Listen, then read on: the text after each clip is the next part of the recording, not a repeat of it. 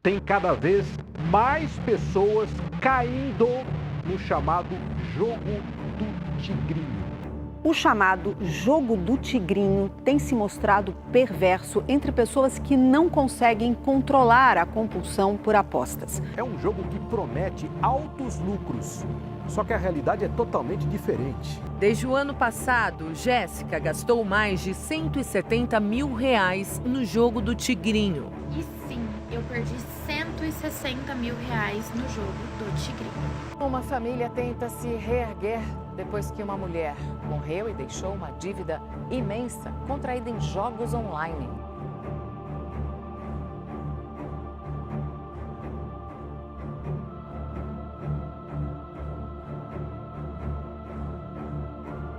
Com certeza você já ouviu falar em algum desses jogos.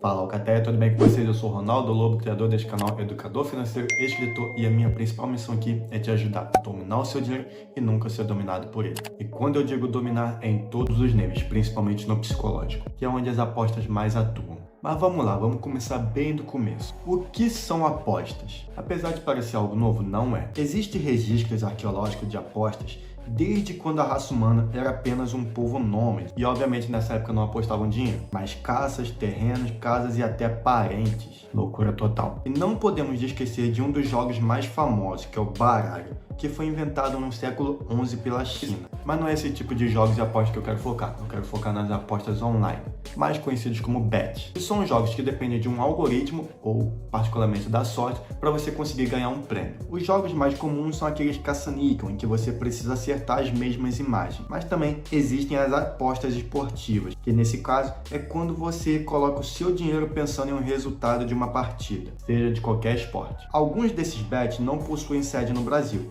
pois optam por locais com menos fiscalização, chamados paraísos fiscais. Isso com o intuito de ter mais facilidade nas suas operações, e em alguns casos até com brechas para lavagem de dinheiro. Os mais famosos são o Tigrinho e a Blaze, que é uma plataforma onde existem mais de 10 mil jogos. E justamente por não terem sede no Brasil, mesmo com inúmeros processos contra essas plataformas, incluindo jogadores que tentaram resgatar seus prêmios, mas não conseguiram, devido à falta de um representante local aqui no país, não tem muito que se possa fazer. E isso é só o primeiro risco, mas eu ainda vou falar de muitos outros. E antes de entrar mais em detalhes desse risco, primeiro eu quero falar sobre o que causa o vício em apostas. De uma forma geral, é a dopamina, que é o hormônio do prazer, do desejo. E ao apostar, o seu cérebro cria essa sensação de prazer, podendo ser comparado até à excitação. E como o seu cérebro não sabe diferenciar, ele vai te induzir a querer cada vez mais sentir isso dentro de você. Afinal, o seu cérebro quer que você fique sempre feliz e que se sinta recompensado. E é isso que justamente as apostas proporcionam, um sentimento de recompensa. Por mais que a gente saiba que é uma recompensa falsa, o nosso cérebro, ele não sabe.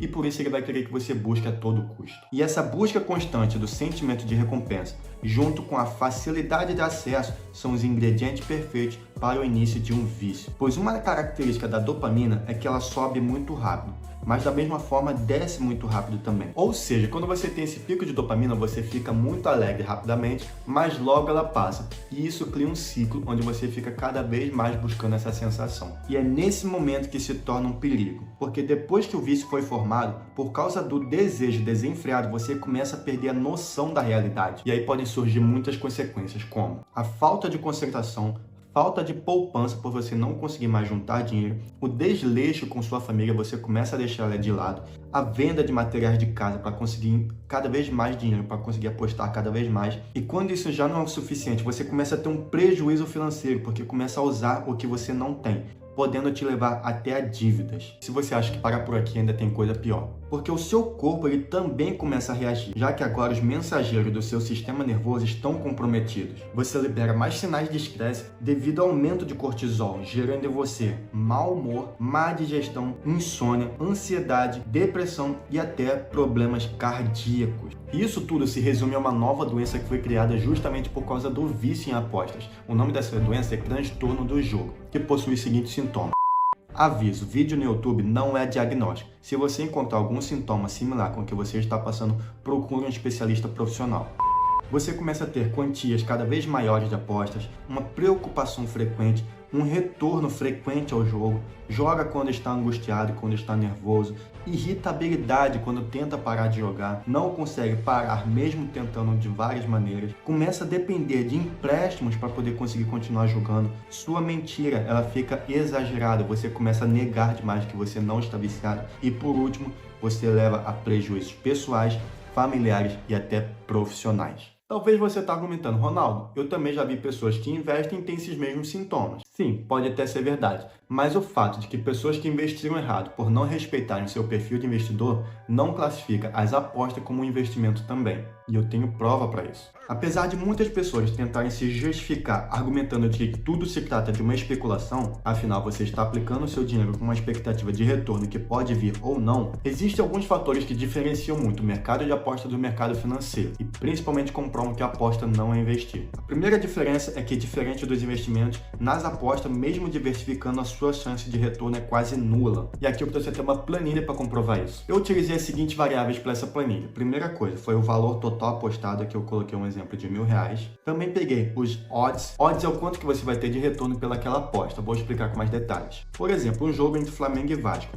Atualmente, o Flamengo tem mais chance de vencer. Isso faz o quê? Que mais pessoas apostam no Flamengo por ter uma certa mais previsibilidade. Com isso, o odds dele, que é o retorno que ele vai ter, é mais barato. Ou seja, o prêmio dele vai ser mais barato porque ele não tem tanto risco assim. Já para quem aposta no Vasco, o odds ele é mais caro. Por quê? Porque é um risco a mais você apostar no Vasco. E assim o odds dele está valendo 5, ou seja, quando você aposta no Vasco, você vai receber 5 vezes a mais. E no caso de um empate, que é um cenário provável também, aqui fica entre meio termo, e aí nesse caso você receberia 3,5 vezes a mais. E aí, por exemplo, se você colocasse R$100 no Flamengo e ganhasse, você receberia 150. Se você colocasse R$100 no Vasco, você receberia 500. Se você colocasse R$100 para empate, você receberia 350. E essas porcentagens seriam equivalentes ao lucro que você teria. A próxima linha azul é a porcentagem da aposta. Então vamos supor que você quer diversificar e se proteger em ambos os cenários. Você não quer fazer uma aposta somente se o Flamengo vai vencer, somente o Vasco vai vencer. Você quer meio que diversificar para ficar mais protegido. Nesse caso aqui, eu dividi R$1.000, o valor total, para as 3 possibilidades. Tanto o Flamengo vencer como o Vasco e também como empate. E esse valor aqui é correspondente à porcentagem multiplicado o valor total. Então daria R$333 para cada cenário. Se o Flamengo ganhasse, você receberia R$ 499,50. Com isso, você teria um prejuízo de R$ 550. Por quê? Porque de R$1.000 que você apostou, você só recebeu isso. Logo, isso daqui tudo foi para casa. Se o Vasco ganhasse, você receberia R$ 1.665. Aí sim você ainda teria um lucro de R$ 665. Se caso fosse um empate, você receberia R$ 1.000, 165 e aí você teria um lucro de R$ 165.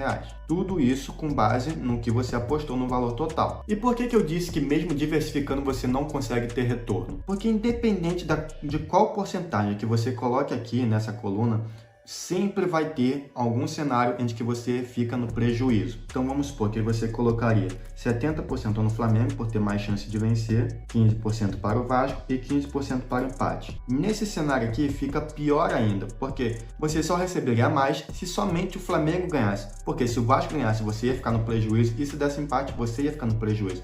E mesmo se o Flamengo ganhasse, você só teria um lucro de R$ 50.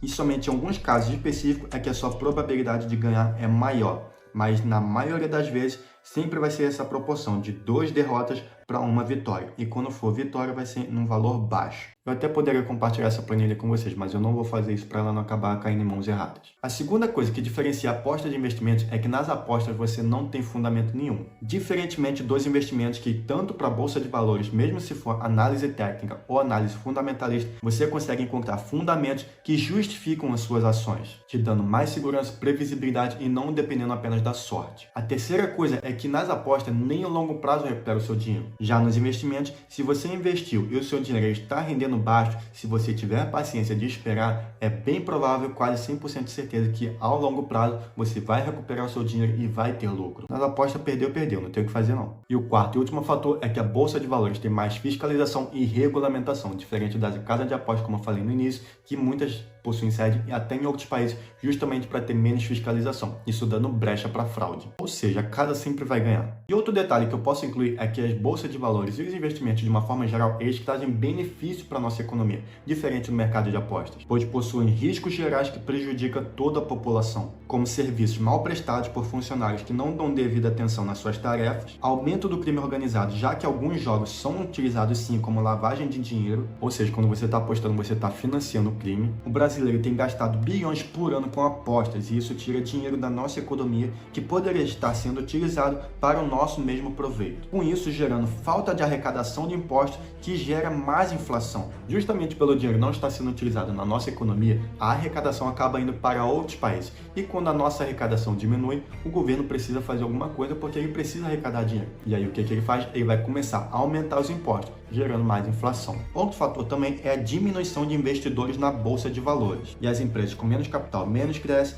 menos geram empregos, com menos empregos gerados, menos pessoas estão trabalhando, com menos trabalhadores, menor arrecadação, e aí a gente volta para o tema anterior. E por último, a diminuição da população. Devido à quantidade de divórcios existentes por causa de apostas, assim como porque muitas pessoas simplesmente não se relacionam mais para ficarem apostando, com isso menos relacionamentos são formados e obviamente a taxa de natalidade tende a cair. E o que me dá mais raiva é que mesmo sabendo que é tão prejudicial assim para todo mundo, muitos influenciadores usam de suas redes sociais para falar que os jogos são uma forma de investimento e uma forma de renda extra. O motivo é óbvio, você já sabe: dinheiro. Para fazer isso, eles utilizam alguns truques mentais que te manipulam. Os principais são o apelo visual, já que o aplicativo visualmente é chamativo e te causa um hiperestímulo, gerando a dopamina em você, desencadeando todos aqueles fatores que eu falei no início do vídeo. Similar como se fosse um videogame mesmo. A segunda coisa que eles mais utilizam é a escassez, explorando uma vulnerabilidade sua, mostrando que o que você tem não está bom e que você precisa de algo novo, e que esse algo novo é único e urgente. Se você não tiver agora, você vai perder uma grande oportunidade. A terceira estratégia que eles utilizam é a psicologia dos hábitos, que é induzir você a fazer algo de forma tão natural que você acaba nem percebendo, fica no automático, te gerando até aversão à perda, que é o maior comportamento financeiro do ser humano. Quando você perde alguma coisa, é natural de que você quer recuperar esse prejuízo.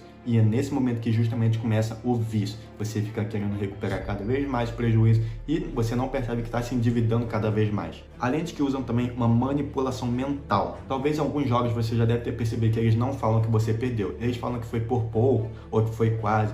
Justamente para quê? Para te mostrar, para te induzir de que na próxima você vai conseguir ganhar o prêmio. Isso a gente sabe que é mentira. Até porque também já foi comprovado que o algoritmo do jogo é manipulado. Eles deixam você ganhar no início, te gerando mais desejo, mais luxúria, mais ganância, e depois eles começam a pegar o seu dinheiro. E para se proteger de tudo isso, você tem 3 opções. A primeira, que é a mais simples, que é buscar informação, procurar entender sobre as plataformas e como elas funcionam. A segunda coisa é visualizar provas de manipulação, que inclusive eu já te dei algumas aqui nesse vídeo. E mesmo se com tantas informações e provas ainda assim for difícil largar o vício, procure ajuda profissional. Se através desse vídeo você perceber que está num cenário muito avançado e viu que não vai conseguir recuperar sozinho, busque uma ajuda profissional. Nada vai se comparar a isso. Ele vai te dar todos os conselhos, todas as dicas e vai fazer um acompanhamento com você, te ajudando muito mais nessa caminhada. E agora eu conto com você para espalhar ao máximo esse conhecimento, porque eu tenho certeza que você conhece alguém que faz aposta. E com o conhecimento e poder, agora você tem um poder enorme na sua mão de literalmente salvar vidas. E a gente sabe que com grandes poderes...